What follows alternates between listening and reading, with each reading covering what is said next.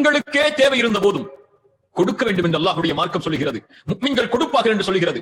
தாங்களே கஷ்டத்தில் இருந்தாலும், தாங்களே உணவுக்காக சிரமப்பட்டாலும் தன்னுடைய உணவை கொடுப்பார்கள். அவர்கள் தங்களுக்கு இருக்கக்கூடியவற்றை அல்லாஹ்வுடைய பாதையில் வழங்கிக் கொண்டே இருப்பார்கள். அவர்களுடைய உள்ளத்தில் பதிந்திருப்பதெல்லாம் அல்லாஹ் எமக்கு கொடுத்தது பிறருக்கு கொடுக்க வேண்டும் என்பதற்காகத்தான். அல்லாஹ் கொடுத்த இந்த வாழ்க்கை மக்களுக்கு பலனுள்ள வாழ்க்கையாக வாழ வேண்டும் என்பதற்காகத்தான். நாம் வைத்திருக்கக்கூடிய செல்வம், நம்முடைய வசதிகள் எல்லாம் பிறருக்கும் பகிர்ந்தளிக்கப்பட வேண்டும் என்ற வாழ்க்கையில் தான் முஃமின் வாழ்வான் என்பதைத்தான் இந்த செய்திகள் நமக்கு எடுத்துச் சொல்கிறது. அல்லாஹ்வுடைய செல்வத்தை நாம் கொடுக்கும் போதெல்லாம் நம்முடைய உள்ளம் எதை பயப்படுகிறது தெரியுமா? வறுமையை பயப்படுகிறது. இதை அல்லாஹ்வுடைய பாதையில் கொடுத்து விட்டால் என் செல்வம் குறைந்து விடுமே, இது என்னை விட்டு சென்று விட்டால் மறுபடியும் இது என்னை வந்தடையாதே, ஏதோ ஒரு பொருளை வாங்கும் போது செலவழிப்பது போல அந்த கவலை வருகிறது அல்லாஹ்வுடைய பாதையில் கொடுக்கும் போது.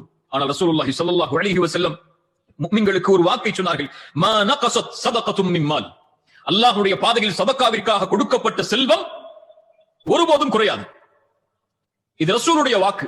அல்லாஹ்வுடைய பாதையில் கொடுக்கப்பட்ட செல்வம், கொடுக்கப்படுகின்ற செல்வம் அவருடைய செல்வத்தில் எதையும் குறைத்து விடாது.